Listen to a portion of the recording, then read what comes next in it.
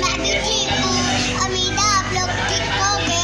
आज हम अपनी नाना घर है। मैं अपनी नानी से आपको मिलवाती हूँ।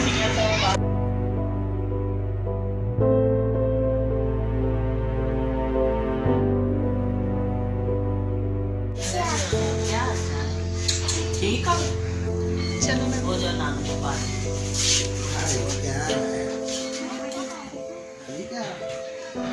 ये देखे गाइस, ये इसका नाम ये मेरे मामू का बेटा है। इसका नाम मुझसे मेरे मामू के बेटे, इसका नाम गुलिश है। ये भी मेरे मामू का बेटा, इसका नाम हरून है। हम अब ऊपर जाते हैं। हम फिर अपने नानू के घर से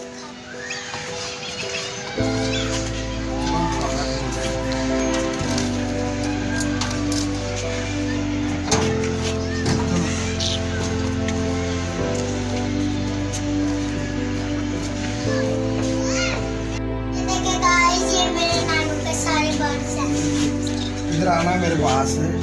क्या ये देखो पैरेट, ये देख पैरेट, ये स्वैरो, दिस पैरेट, दिस पैरेट,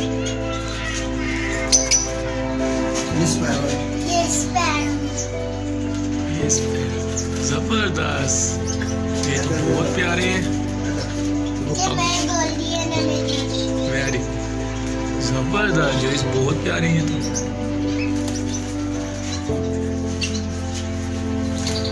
देखे नानू को मैं डब्बा और गोल्डन है और एक्स।